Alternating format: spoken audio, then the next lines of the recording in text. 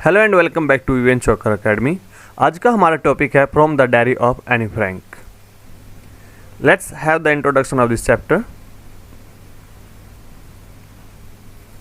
Any Frank was a young Jewish girl. Jewish होता है यहूदी। Anne Frank was a young Jewish girl. Anne Frank एक युवा यहूदी लड़की थी। She lived with her parents in Germany. She lived with her parents in Germany. वो Germany में अपने पेरेंट्स के साथ रहती थी। But Hitler's Nazi party was against the Jews. परंतु हिटलर की नाजी पार्टी ज्यूज के खिलाफ थी, अगेंस्ट थी। The Nazis were killing the Jews और forcing them to work in the concentration camps. The Nazis were killing the Jews. जो Nazi हैं वो यहूदियों को मार रहे थे और फोर्सिंग दैम और मजबूर कर रहे थे उनको कार्य करने के लिए यातना शिविर्स में। कंसंट्रेशन कैंप्स होते हैं यातना शिविर।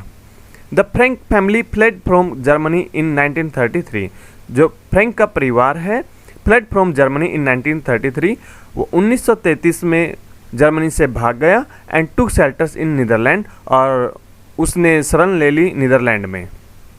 बट इन 1940, परंतु 1940 में Germany attacked Netherlands and captured it. Germany ने आक्रमण कर दिया नीदरलैंड पर एंड कैप्चर्ड इट, और इसको बंदी बना लिया।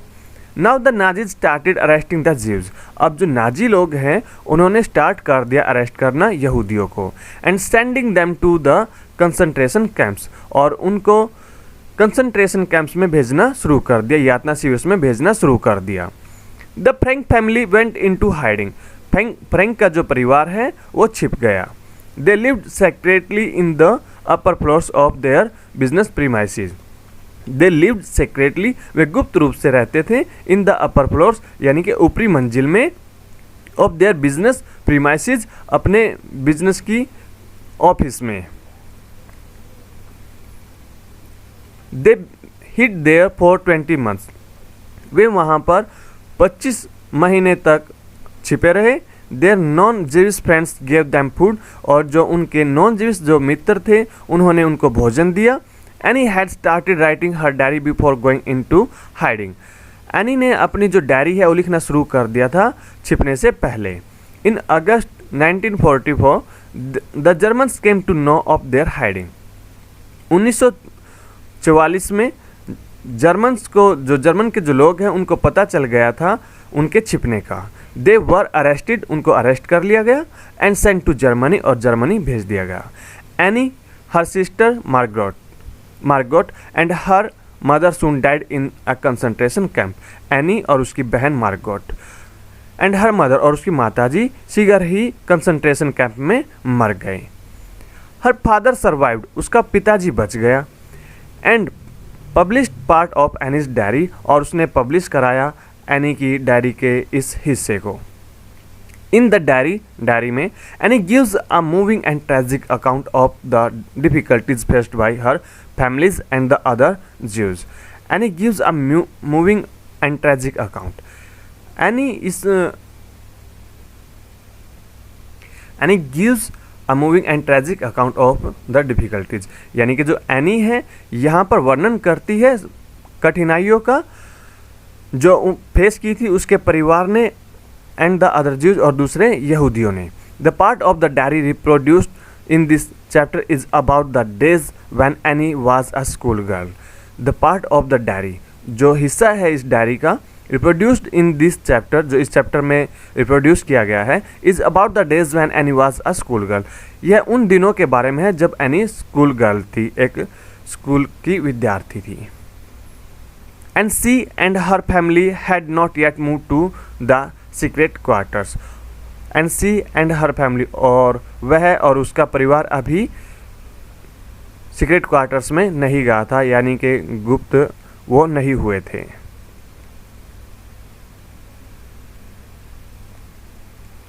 Now let's have the detailed summary. This chapter is a part of any Franks diary. This chapter is a part of any Franks diary. यह चैप्टर, यह लेसन एनी फ्रैंक की diary का एक हिस्सा है। Here she tells us about the early days of her life. यहाँ पर वो अपने जीवन के प्रारंभिक दिनों के बारे में बताती है। She says that she decided to start writing a diary because she did not have a friend. She says that, वह कहती है she decided to start writing a diary, उसने डायरी लिखना शुरू किया because she did not have a friend, क्योंकि उसका कोई मित्र नहीं था।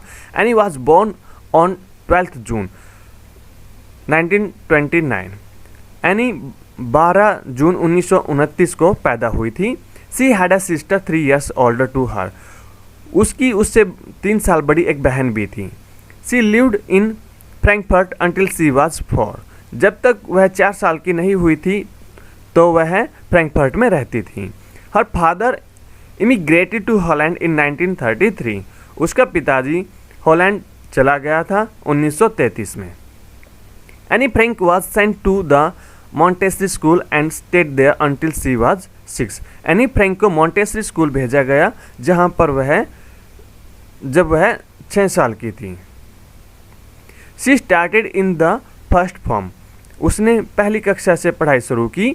When any was in the 6th form, और जब एनी 6ठी कक्षा में थी, हर टीचर वाज मिसिज क्यूप्रस, और जो उसकी टीचर है Mrs cuprous the head mistress, वो मुख्य अध्यापिका भी थी। Both had great love for each other, दोनों एक दूसरे से बहुत प्रेम करते थे। यानी कि जो उसकी मुख्याध्यापिका मिसिज क्यूप्रस थी और जो एनी है, दोनों ही आपस में बहुत प्रेम करते थे। Anne had no one in whom she could confide the feelings of her heart. Anne के पास ऐसा कोई भी नहीं था जिसको वो कन्फाइड कर सके, बता सके अपनी फीलिंग्स को। So he decided to make her diary her friend, इसीलिए उसने डिसाइड किया, निर्णय लिया अपनी डायरी को अपना मित्र बनाने का। शी कॉल्ड इट किटी, वह इसको किटी बुलाती थी। On Saturday 20 June 1942, 20 June 1942, Anne Frank made her first entry in her diary. Anne ने अपनी पहली एंट्री की डायरी में। It was in the form of a letter and was address to her diary Kitty. It was in the form of a letter, और यह एक पत्र के रूप में थी और यह एड्रेस की गई थी टू डायरी किटी। किट्टी के नाम पर यह एड्रेस की गई थी, यानी कि किट्टी के नाम पर यह पत्र लिखा गया था। Any describes her experiences with her mathematics teacher. Any वर्णन करती है अपने अनुभवों का विद हर मैथमेटिक्स टीचर, अपने मैथ के टीचर के साथ जो उसके अनुभव है उनका वो वर्णन करती है। मिस्टर किसिंग नाम था उसका। Any rights that one day, एक दिन, mister Keesing punished her for talking in the class. Mister Keesing ने उसको पनिश किया क्लास में बातें करने के लिए। He gave her extra homework, उसने उसको एक्स्ट्रा होमवर्क दिया। He asked her to write an essay on a chatterbox, उसने कहा उसको एक एसे लिखने के लिए चैटर बॉक्स पर। एनी रोट इट, एनी ने लिख दिया। But she again talked in the class, परंतु उसने दोबारा फिर बात की क्लास में। Now Mr Keesing asked her to write an essay on an इनकरेजेबल chatter box. अब मिस्टर किसिंग ने कहा उसको ऐसे लिखने के लिए एन इनकरेजेबल चैटर बॉक्स, एक न सुधरने वाली बातूनी के ऊपर ऐसे लिखने के लिए अब मिस्टर किसिंग ने कहा उसको। मिस्टर किसिंग लाइक द ऐसे रिटन बाय, मिस्टर किसिंग को पसंद आया वह ऐसे जो उसने लिखा।